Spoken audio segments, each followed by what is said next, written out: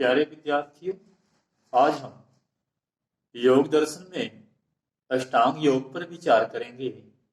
योग दर्शन के संस्थापक महर्षि पतंजलि माने जाते हैं।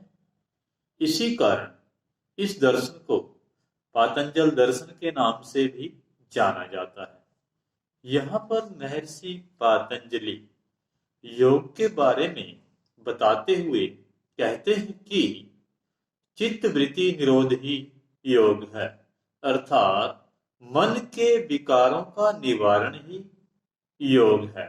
लेकिन इन मन के विकारों का निवारण कैसे किया जाए, इसके लिए महर्षि पतंजलि ने यहाँ पर हमें मन के विकारों के निवारण के लिए 8 साधन बताए हैं, जिसे अष्टांग योग के नाम से जाना जाता है। यहाँ पर योग का पहला साधन है यम। यम का अर्थ है शुभ जीवन। शुभ जीवन हमारे शुभ आचरण पर निर्भर करता है। शुभ आचरण 5 प्रकार का है। ये 5 प्रकार शुभ आचरण के इस प्रकार हैं। नंबर 1 अहिंसा, नंबर 2 सत्य, नंबर 3 अस्तेय, नंबर 4 ब्रह्मचर्य, नंबर 5 अपरिग्रह। तो सर्वप्रथम हम यम के पहले प्रकार पर बात करते हैं, जिसे अहिंसा कहा जाता है। इस भौतिक जगत में किसी भी प्राणी को मन, वचन और कर्म से कष्ट न पहुंचाना अहिंसा कहलाता है। नंबर 2 सत्य, अपने जीवन में मिथ्या वचनों का परित्याग करना, अर्थात कभी झूठ न बोलना सत्य कहलाता है। नंबर 3 अस्तेय, अपने जीवन में चोरी न करना अस्तेय कहलाता है, अर्थात दूसरों की वस्तुओं को बिना अनुमति के ग्रहण न करना अस्तेय के अंतर्गत आता है। अर्थात हमें किसी भी वस्तु को, दूसरों की वस्तुओं को उनसे अनुमति लेकर ही उन पर अपना अधिकार जमाना चाहिए। फिर ब्रह्मचर्य। ब्रह्मचर्य अपने जीवन में अपनी भौतिक इच्छाओं और भोग विलास पर नियंत्रण करने की क्रिया ब्रह्मचर्य कहलाती है। नेक्स्ट अपरिग्रह। आवश्यकता से अधिक जीवन में वस्तुओं का संग्रह न करना अपरिग्रह कहलाता है, अर्थात हमें अपना दैनिक जीवन चलाने के लिए जितनी वस्तुओं की आवश्यकता है उतना ही संग्रह करना चाहिए। इस प्रकार योग का अब यहाँ पर दूसरा साधन है नियम। पहला साधन यम था, जिस पर हमने विचार किया। योग का दूसरा साधन नियम कहलाता है। यहाँ पर नियम का अर्थ कानून या सिद्धांत नहीं, बल्कि यह तो आत्म शुद्धि के साधन हैं। महर्षि पतंजलि ने आत्म शुद्धि के 5 साधन बताए हैं, जिन्हें सोच, संतोष, तप, स्वाध्याय और ईश्वर प्रणिधान के नाम से जाना जाता है। तो सोच के बारे में विचार करते हैं। सोच का अर्थ है साफ रखना, अर्थात शरीर की बाह्य और आंतरिक शुद्धि सोच कहलाती है। शरीर की बाह्य शुद्धि स्नान के माध्यम से हो सकती है और आंतरिक शुद्धि शुभ विचारों पर निर्भर करती है।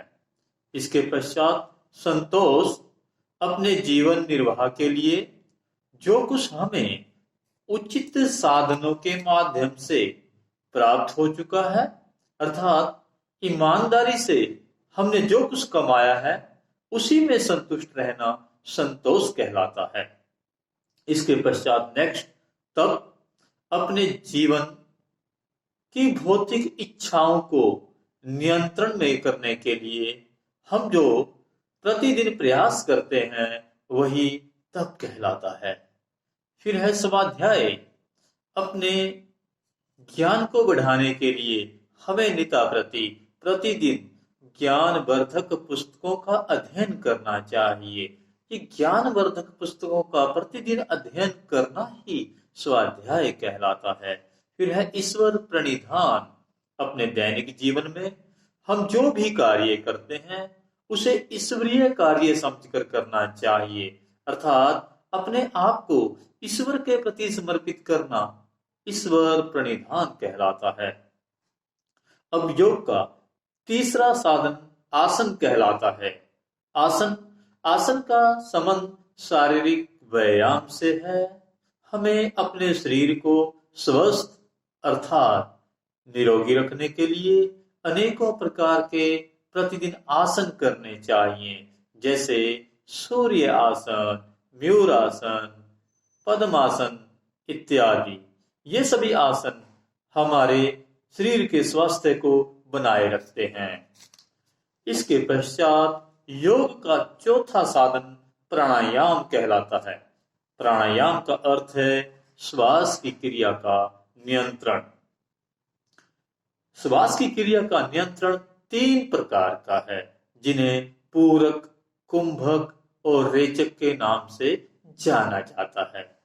तो पहला है पूरक, अर्थात श्वास को धीरे धीरे शरीर के अंदर खींचने की क्रिया पूरक कहलाती है। नंबर 2 कुंभक, श्वास को कुछ समय के लिए शरीर के अंदर रोके रखने की क्रिया कुंभक कहलाती है। तीसरा है रेचक, श्वास को धीरे धीरे शरीर से बाहर निकालने की क्रिया रेचक कहलाती है। इस प्रकार ये प्राणायाम की प्रक्रिया के 3 मार्ग हैं। इसके 3 प्रकार हैं, जिन्हें पूरक, कुंभक और रेचक के नाम से जाना जाता है। इसके पश्चात योग का जो 5वां साधन है, इसे प्रत्याहार के नाम से जाना जाता है।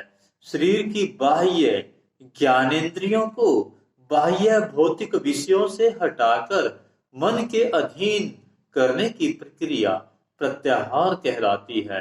हमारी बाह्य ज्ञानेंद्रियां कौन कौन सी हैं? इन्हें आंख, नाक, कान, जीभा और त्वचा के नाम से जाना जाता है। इन बाह्य ज्ञानेंद्रियों को बाह्य भौतिक विषयों से हटाकर हमें अपने मन के अधीन करना है। इस प्रकार ऊपर बताए गए योग के ये 5 साधन बाह्य साधनों के नाम से पुकारे जाते हैं। इसके पश्चात योग के हम जिन 3 और साधनों पर विचार करेंगे, जिन्हें धारणा, ध्यान और समाधि के नाम से जाना जाता है, इन्हें योग के आंतरिक साधन कहा जाता है।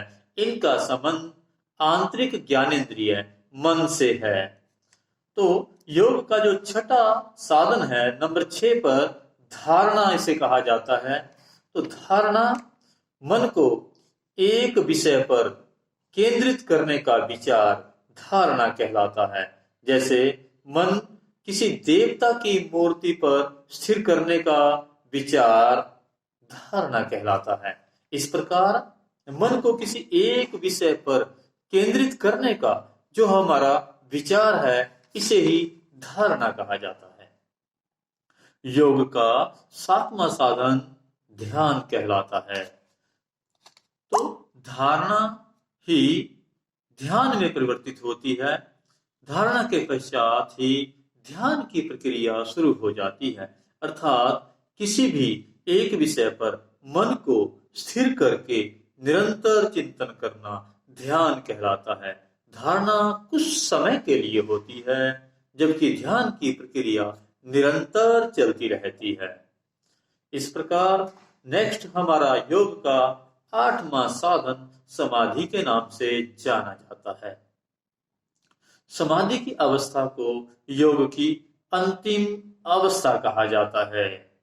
यहाँ पर यह समाधि 2 प्रकार की है, संप्रज्ञात समाधि और असंप्रज्ञात समाधि। अर्थात यहाँ पर एक साधक व्यक्ति समाधि की अवस्था में 2 अवस्थाओं से गुजरता है।